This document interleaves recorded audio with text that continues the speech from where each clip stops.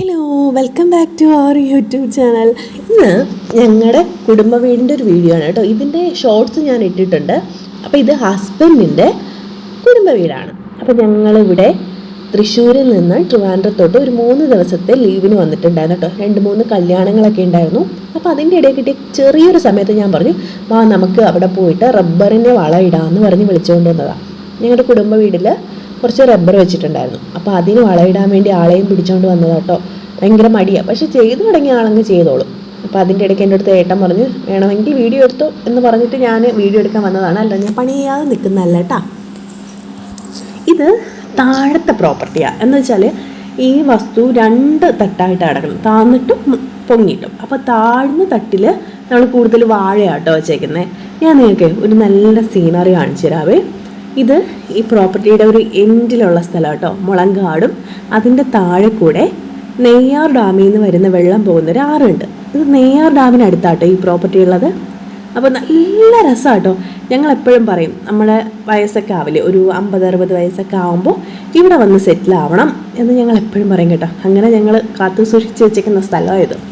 ഇവിടെ ഒരു കുഞ്ഞു വീടൊക്കെ ഉണ്ട് കേട്ടോ. അപ്പം നമ്മുടെ ഒരു വയസ്സാവുന്ന സമയത്തൊക്കെ ഇങ്ങനെ വൈകുന്നേരമൊക്കെ വന്ന് നമുക്ക് നുണയൊക്കെ പറഞ്ഞിരുന്ന് ചായയൊക്കെ കുടിക്കാൻ പറ്റിയൊരു സ്ഥലം എന്ന് വേണമെങ്കിൽ പറയാം. കാരണം ഉണ്ടല്ലോ, എനിക്ക് ഓർമ്മയുണ്ട്, എൻ്റെ അപ്പൂപ്പ മരിച്ചിട്ട് എനിക്ക് തോന്നുന്നൊരു 8-9 കൊല്ലം വരും കേട്ടോ. അപ്പോൾ ഈ വൈകുന്നേരം അപ്പൂപ്പനും വൈകുന്നേരമല്ല, അവർ ഫുൾ ടൈം കാര്യം പറച്ചില്ല. നമ്മൾ പറയുകയും ചെയ്യും, ഇവർക്ക് എന്താ ഇത്രയും പറയാനുള്ളതെന്ന്. 24 മണിക്കൂറും വീടിൻ്റെ ഉമ്മറത്ത് നിന്ന് 2 പേരും കൂടി കുടുങ്ങുനായിട്ട് സംസാരിക്കുമായിരുന്നു. അപ്പം ഞാൻ പറഞ്ഞു, നമുക്ക് വയസ്സാവുന്ന സമയത്ത് നമുക്ക് ഇവിടെ വന്ന് നിൽക്കാം, ആരെയും ശല്യം ചെയ്യണ്ടല്ലോ, നമുക്ക് കുറച്ച് കോഴിയൊക്കെ വളർത്തി നമുക്കിങ്ങനെ നടക്കാം എന്ന് പറഞ്ഞൊരു സ്ഥലം കേട്ടോ. അപ്പോൾ എന്തെങ്കിലുമൊക്കെ ചെയ്യണമല്ലോ, അതുകൊണ്ട് ഇവിടെ കുറച്ച് റബ്ബർ വെച്ചിട്ടുണ്ടായിരുന്നു. അതിന് വളമിട്ട് ഇപ്പം കയറ്റിയാൽ എന്തെങ്കിലുമൊക്കെ നമുക്ക് വെട്ടി പാലെടുക്കാം. അങ്ങനെ ഞങ്ങൾ വന്നതാട്ടോ. അപ്പോൾ ഇത് ഓരോ മരത്തിനും ഓരോ തരത്തിലുള്ള വളമായിടുന്നതെന്ന് തോന്നുന്നു. ഇത് 18 എന്ന് പറയുന്ന വള. ഇത് റബ്ബർ വെച്ചിട്ട് ഒരു 6 കൊല്ലം വരും. 6 കൊല്ലം വരില്ല, 6 കൊല്ലം വരും. അച്ഛൻ മരിച്ചിട്ട് 5 കൊല്ലമാവും. അപ്പോൾ 6 കൊല്ലം വരും കേട്ടോ. ഏട്ടായിയുടെ അച്ഛൻ മരിച്ചിട്ട് 6 കൊല്ലമാവും. അല്ല, 5 കൊല്ലമായി. 5ആയി. ഈ ഡിസംബറിൽ 5 അപ്പോൾ അതിന് മുന്നേ വെച്ച റബ്ബറാണ്. പക്ഷെ ആരും അച്ഛൻ മരിച്ചതിന് ശേഷം പിന്നെ ആരും നോക്കാതിരുന്ന് ഇപ്പോൾ റബ്ബറൊന്നും അങ്ങനെ വലുതായിട്ട് വന്നിട്ടില്ല കേട്ടോ. അപ്പോൾ ഞാനും 2-3 പ്രാവശ്യം കൊണ്ട് ആളെ കൊണ്ട് നിർബന്ധിച്ച് വളം ഇടിപ്പിക്കുന്നുണ്ട്. അങ്ങനെ ഞങ്ങൾ വളം ഇടാൻ വന്നത്. ഇപ്പോൾ മഴയും വെയിലൊക്കെ ആയതുകൊണ്ട് വളം ഇടാൻ പറ്റിയ സമയം കേട്ടോ. അപ്പോൾ കിട്ടിയൊരു ചെറിയ ഗ്യാപ്പിന് ഞാൻ പറഞ്ഞു, നമുക്ക് ഈ വളം ഇടാം എന്ന് പറഞ്ഞിട്ട് പിടിച്ചിട്ട് വന്നതാണ്. പിന്നെ എനിക്ക് വീഡിയോ ചെയ്യാനോ വോയിസ് ഓവർ എടുക്കാനൊന്നും സത്യം പറഞ്ഞ് അറിഞ്ഞൂടെ കേട്ടോ. ഞാൻ നോർമലി നമ്മൾ ഒരാളോട് സംസാരിക്കുന്ന പോലെ അങ്ങ് സംസാരിച്ച് പോകുന്നതാണ്. അപ്പോൾ ഇതിൽ തെറ്റുണ്ടെങ്കിൽ നിങ്ങൾ ക്ഷമിക്കുക, എന്നെ സപ്പോർട്ട് ചെയ്യുക കേട്ടോ. നമുക്കിനി വരുന്ന വഴിക്ക് ഇമ്പ്രൂവ് ചെയ്യാം.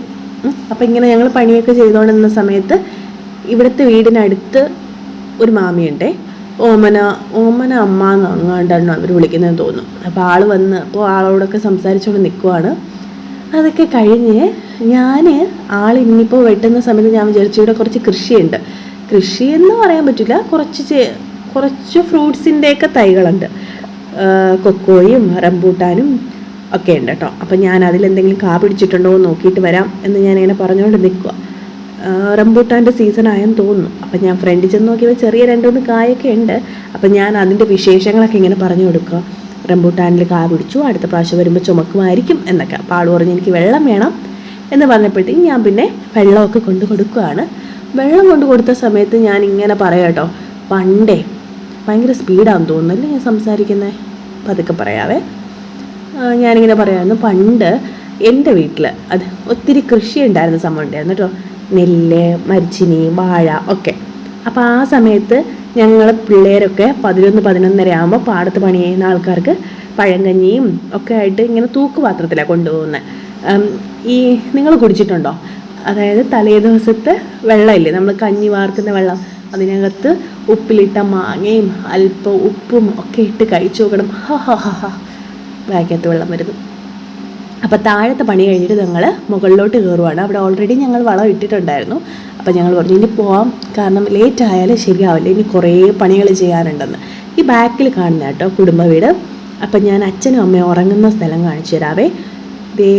അവിടെ ഒരു തെങ്ങുണ്ടോ, അവിടെയാണ് അച്ഛൻ, അതിൻ്റെ അടുത്ത് അമ്മയുണ്ട് കേട്ടോ. അപ്പോൾ ഇതൊക്കെ കഴിഞ്ഞിട്ട് ഞാൻ വീടിൻ്റെ ഫ്രണ്ടിലോട്ട് പോയപ്പം അവിടെ ഒരു 3 പ്ലാവ് ഉണ്ടായിരുന്നു. അപ്പോൾ ഞാൻ പറഞ്ഞു ചക്കയുണ്ട് അവിടെ, നമുക്ക് ചക്ക എടുക്കാം. കാരണം ഞങ്ങൾ ഇപ്രാവശ്യം ചക്ക കഴിച്ചേ ഇല്ല. അതുകൊണ്ട് ഞാൻ വരുന്നതിന് തലേ ദിവസം അമ്മയെ വിളിച്ച് പറഞ്ഞിട്ടുണ്ടായിരുന്നു ചക്ക ഉണ്ടെങ്കിൽ എടുത്ത് വെക്കണമെന്ന്. അങ്ങനെ അമ്മ എനിക്ക് എടുത്ത് വെച്ചിട്ടുണ്ടായിരുന്നു. അപ്പോൾ ഇവിടുത്തെ ചക്ക ഞാൻ എടുത്തില്ല. അപ്പോൾ നോക്കിയപ്പോൾ വലിയൊരു ചക്ക നിന്നോണ്ട് ഞാനത് ഇട്ടിട്ട് 2ആയിട്ട് മുറിച്ചിട്ട് ഒരു ഭാഗം ചേച്ചിക്ക് കൊണ്ടുകൊടുത്തു. ചേച്ചി എന്ന് പറയുമ്പോൾ ഹസ്ബൻഡിൻ്റെ ചേച്ചിക്ക് കൊണ്ടുകൊടുത്തു. ഒരു ഭാഗം നമ്മുടെ ഈ വീട്ടിൽ റെൻറ്റിന് ആൾക്കാരുണ്ട് കേട്ടോ, അവർക്ക് കൊടുത്തു. എന്നിട്ട് നമ്മൾ നേരെ എൻ്റെ വീട്ടിലോട്ട് പോവുകയാണ്. അപ്പോൾ വേറൊരു വീഡിയോ ആയിട്ട് വീണ്ടും കാണുന്നവരെ ബൈ.